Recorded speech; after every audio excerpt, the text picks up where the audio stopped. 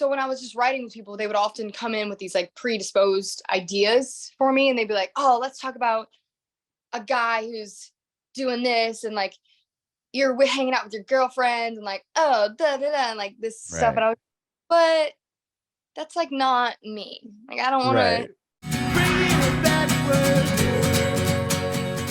Right. Sweet. Well, I'm Adam, and this is about you and Yeah, your journey in music, and we'll talk about Broke, which is the latest single I believe yeah, that you put out. Killer. Awesome. So I would start off with born and raised. You're from Louisiana. Is that what I read? yes, yes. A small little town in Louisiana. What was that like growing up in Louisiana?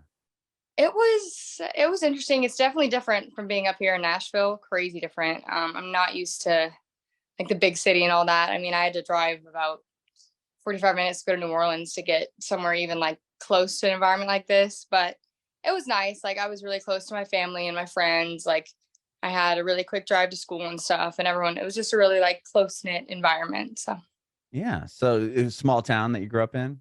yes, yeah, like 700 people. Oh my gosh. Wow. Yeah, my high school graduating class was like 1,200. Oh my god. No, my high school class was 400. So Oh wow. oh, That's wild. my high school was The whole 400. high school is 400 people. Yeah, Oh my gosh. Wow, my wow, grade wow. was like 90. Oh my goodness. So a very small town. So what about music? Do you come from a musical household at all? Anyone in your family a musician? Not anyone in my really immediate family. That's what I meant to say. Immediate family. I have an uncle. He is in a band. He plays like every instrument ever. He's amazing, but not really. So it was kind of like a surprise when I Hmm. started, because my mom and dad, they don't really do it. I have one relative, like distant relative, who was a jazz musician in New Orleans, who was like kind of well known. But other than that, yeah, no, it's I'm kind of the only one. So everyone's like, okay, it's your shot. Come on, let's do it. Were you interested in music at a very early age? Like were you singing very young or were you interested in playing piano or anything like that? Yeah, definitely. Well, what they told me, I don't know. I started like singing and making up songs when I was like 3. And Wow. I, That's really young. and my yeah, I know. And my parents were just like, "Are we crazy, or are they like not bad?" Like obviously it's a 3-year-old, so it's like Right. either they're not like commercial ready songs, but they're like they're kind of they like make sense and they rhyme, and like you kind of can hold a tune and stuff. They would tell me that. And so when I got to like an appropriate age, I think like 6, I started singing lessons, and I got like classical training, which was I started with opera and stuff Oh like that. wow. Yeah, so I did opera, and I've kind of gone through like all the genres. I've done opera and musical theater and country and pop and stuff. So I've kind of seen like all sides of it, but it was really cool to be able to have like start from such a young age and like get that musical experience like in my belt from that age. Yeah, to grow up in a small town, how'd you find a vocal teacher, especially like an opera singer? Like how Yeah, did she was amazing too. Her name was Kayla. She worked at the local college, Southeastern. She taught lessons, but she was also a student herself. She Oh was a wow, vocal okay. at the college. So I took piano and sing lessons there. I took piano lessons with someone. I hated piano. Oh my gosh. I hated doing those lessons, but I did my sing lessons with her. But yeah, it was always a struggle. I mean, I had another singing teacher who was also great. She was 5 minutes from my house. She helped me so much. And then I actually switched to online lessons with a woman from California. Mm. So I started doing those over Zoom before I Was even that knew all. difficult? Yeah, that must have been Yeah, hard to it really do.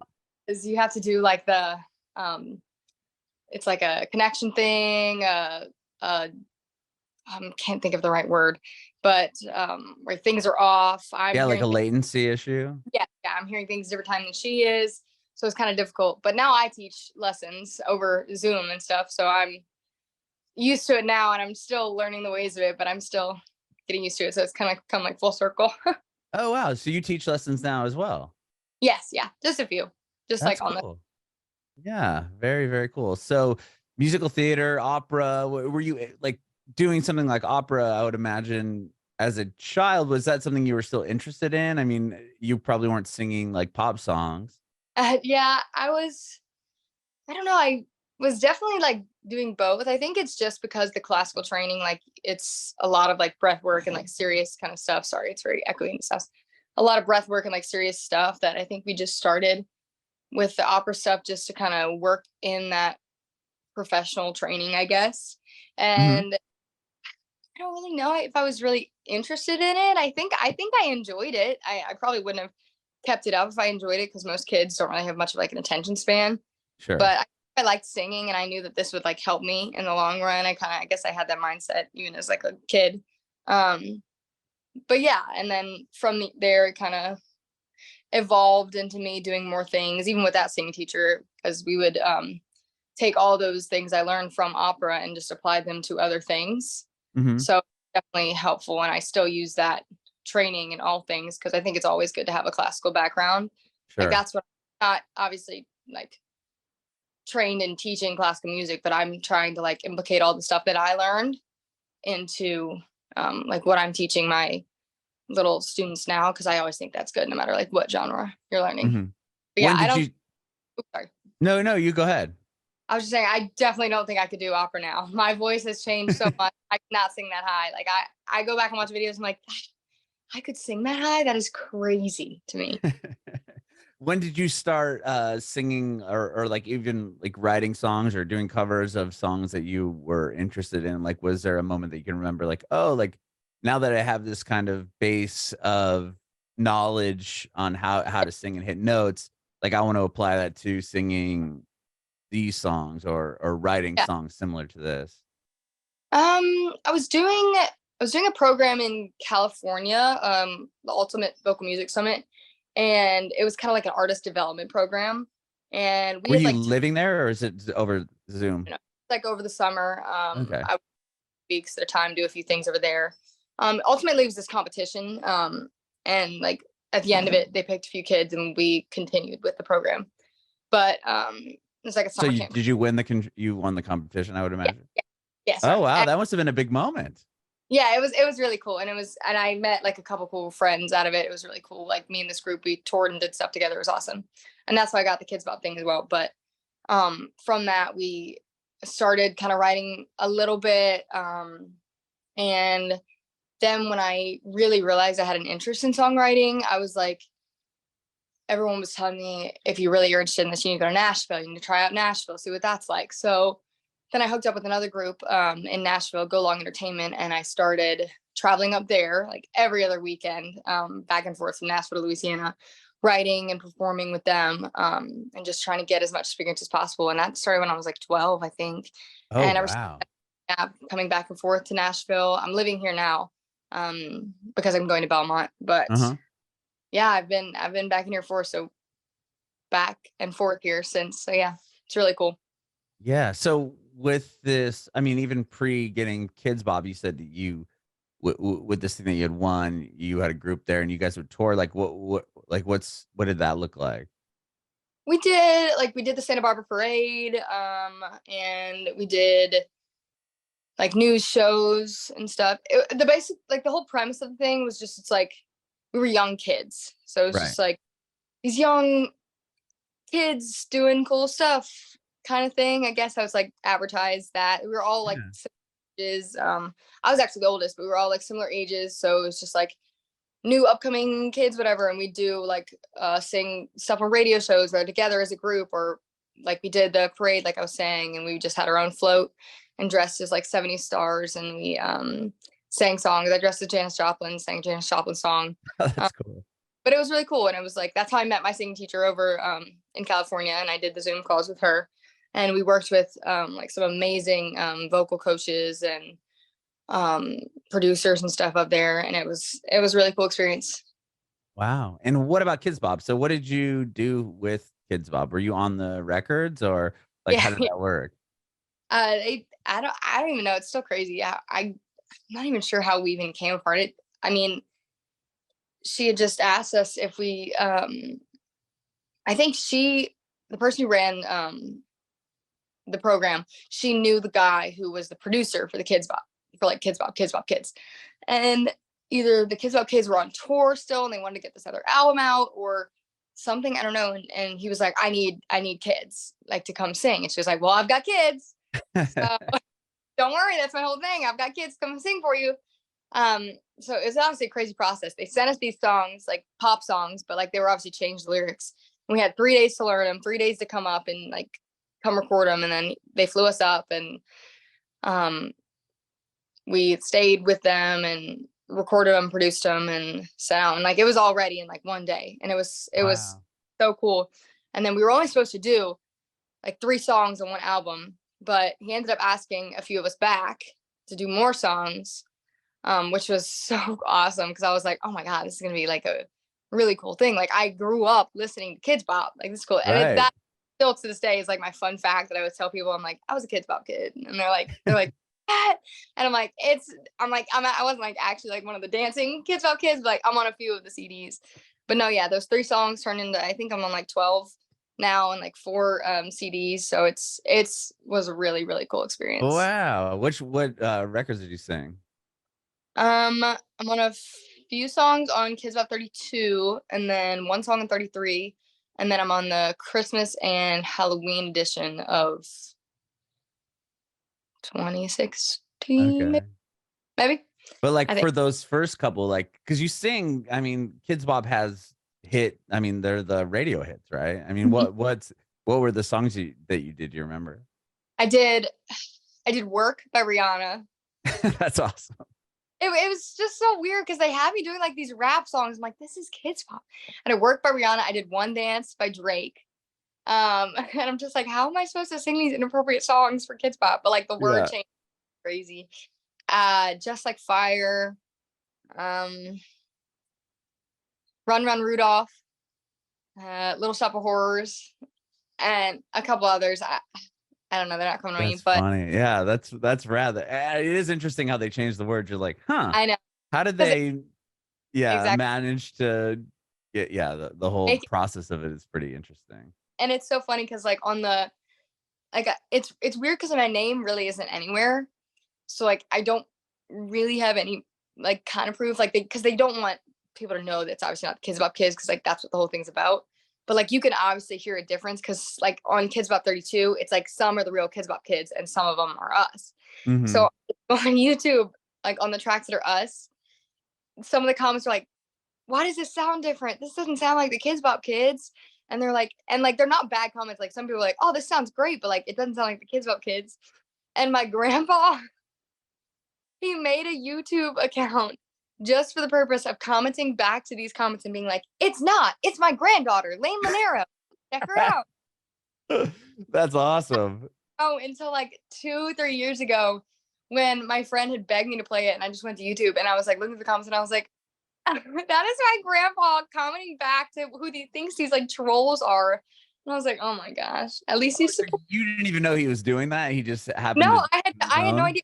I didn't That's know how to work. funny. It was so funny, but I'm not surprised. They're the sweetest.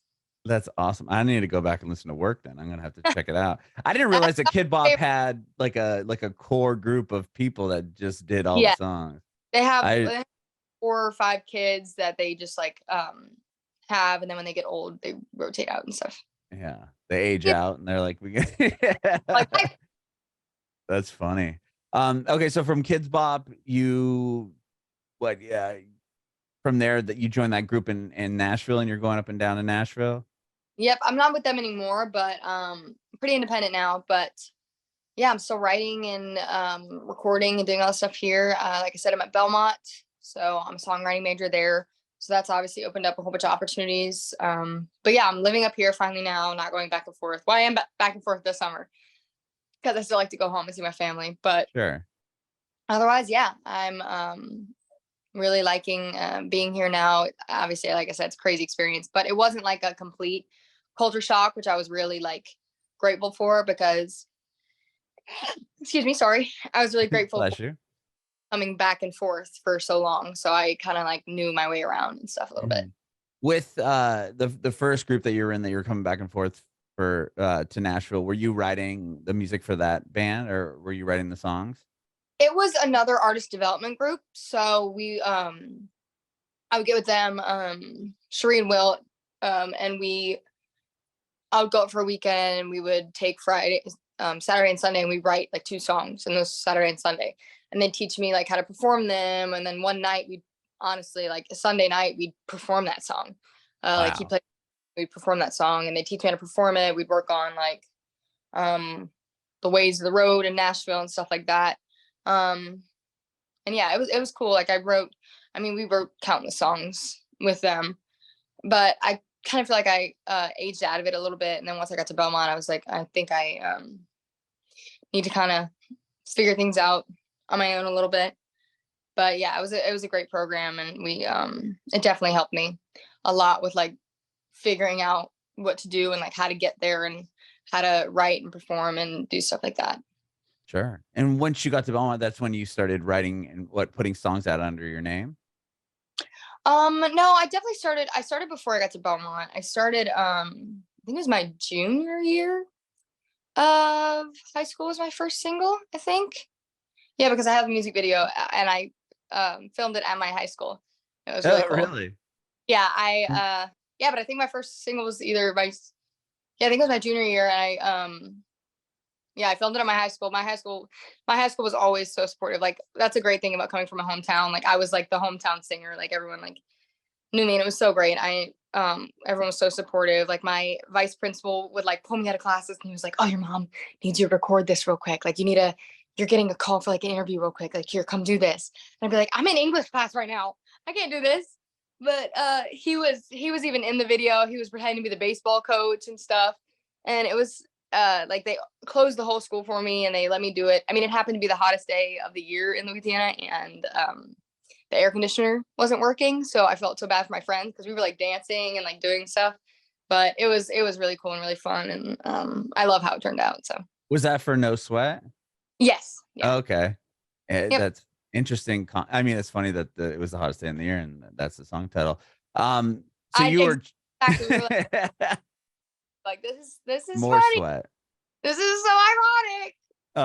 And so that was in 2020. So that was what, pandemic or before the pandemic? Yeah, yeah. I think it was. Trying to remember if it was. I think it might have been before. I think it was a little bit before the pandemic because, yeah, it was before we shut. I think it was the summer before we shut down.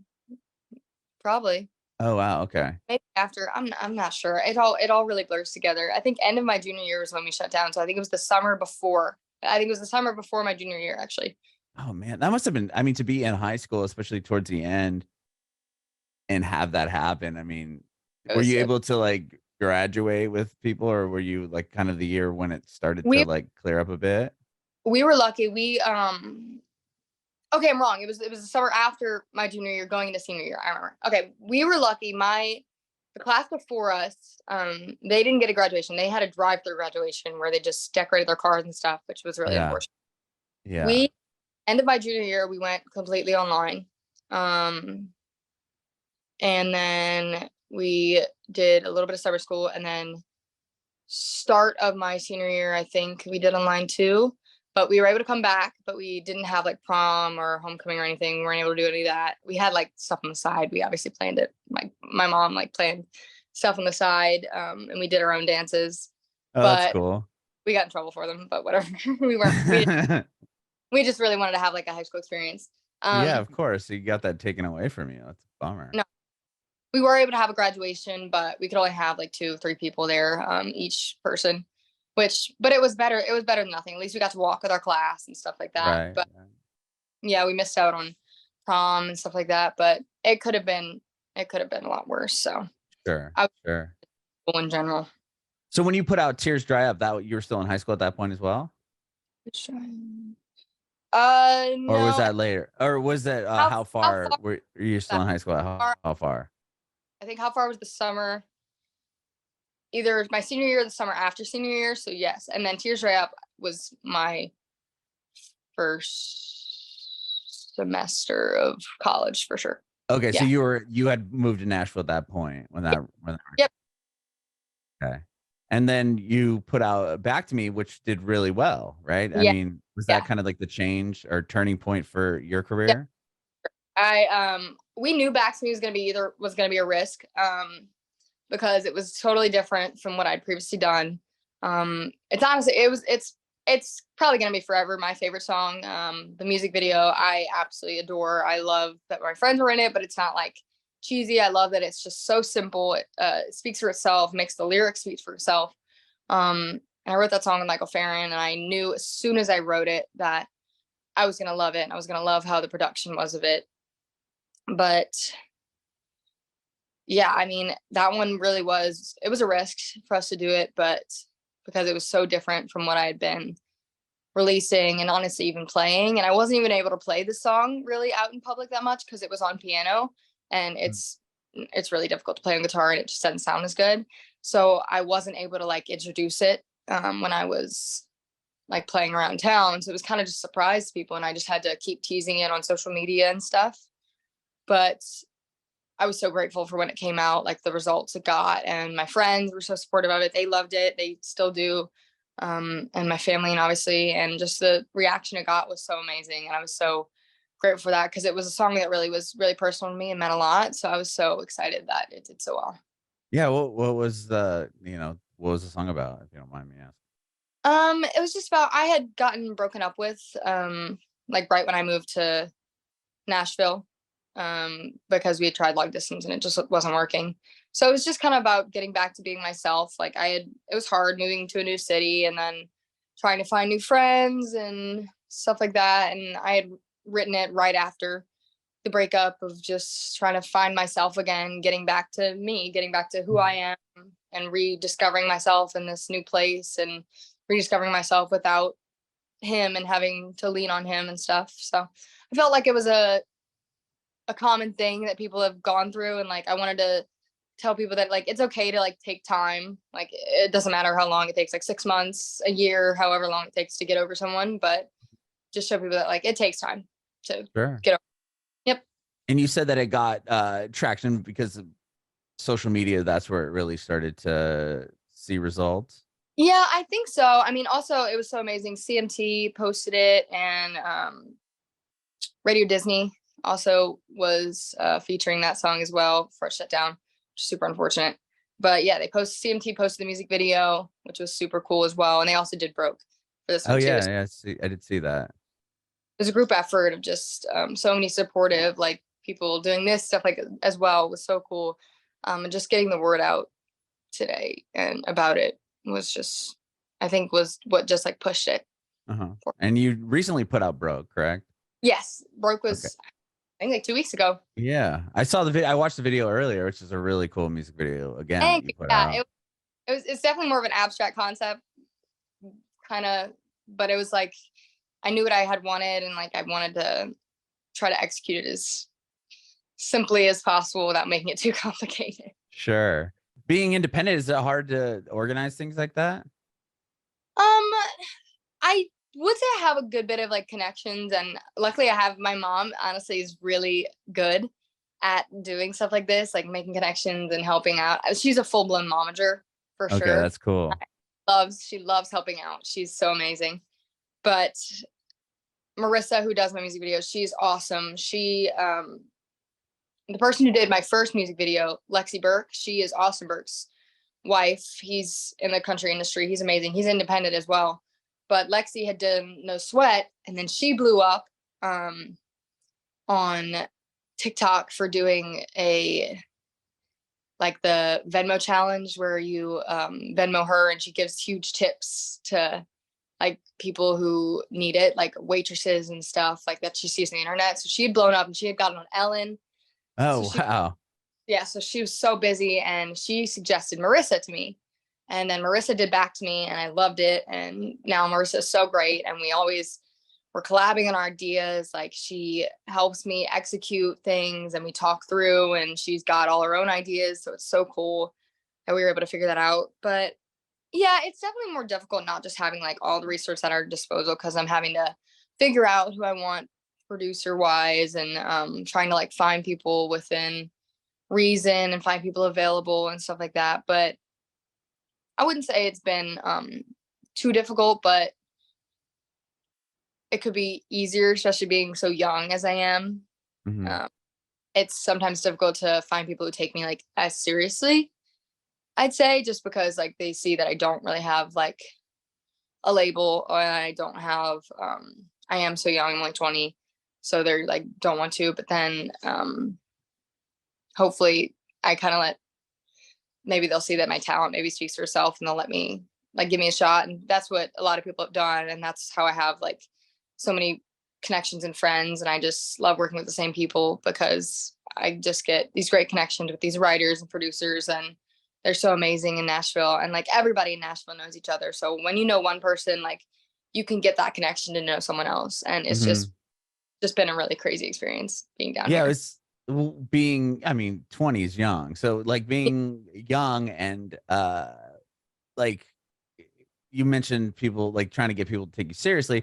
That must be a hard thing. I'm sure you do face, discrimination when it comes to your age and working with people. Like, was that something that you noticed early on, or like were you able to just kind of let your talent speak for itself? Or a little bit. I mean, especially in writing, I think mostly being young and being a woman, it's kind of, especially when I was like way younger, I never really wanted to write like stuff for my age. Not really like that, but I always kind of had more of a mature mindset, and like I wanted to write stuff that was out now, not like to like my age set of like just kind of like cheesier stuff, which isn't like cheesy. I mean, I know what you're saying. Yeah, it was just you had like an old soul, so to yes, speak. that is. People would tell me that when they'd hear like stuff that I wrote.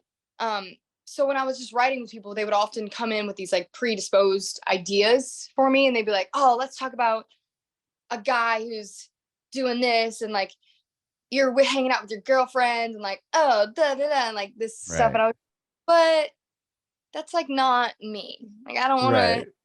like That's not yeah, authentic to me at all. looks good for you being a woman. And I was like, okay. And then they'd often like write the song for me, or like they'd do it for me and do this and like just kind of tell me what to do. And I'd be like, but I'm here to be a writer as well. I'm here to like, that's why I'm up here. So I feel like some of my rights were kind of wasted when I would be driving up, because I would just feel like I didn't do anything. And that was kind of like upsetting. I mean, yes, I was young and I was there to learn, but I wanted to learn by also being involved. And I felt like my ideas were kind of shut down just because I was so young, and like they felt like I was inexperienced, which I was. But it could have just been like a better experience, I feel like, for me. But I mean, it's definitely way different now, and with like so many women now being in the music industry, Lainey Wilson, Megan Maroney, all these amazing people, Maren Morris. Like it's definitely now, and people like look at women and young women so differently now, and I'm so grateful for that. And I've got, like I said, amazing connections with amazing writers that I just keep up with, and producers, and they've helped me a lot, like with making different connections and stuff like that. Yeah, I bet you could probably make some really good connections just being at Belmont in general, Oh, right? I mean, there's so many musicians there. like our professors are in the business, and they bring in guest speakers and stuff who we talked with, and will tell us about shows we can go try for, and people to meet and stuff. So it's really cool just being That's there. awesome. With Broke, was that a song that you had written? Like, tell me about kind of what that song's about and like the process of that. Was it an idea that you had come up with and you worked in a writing room on it, or like how did it kind of?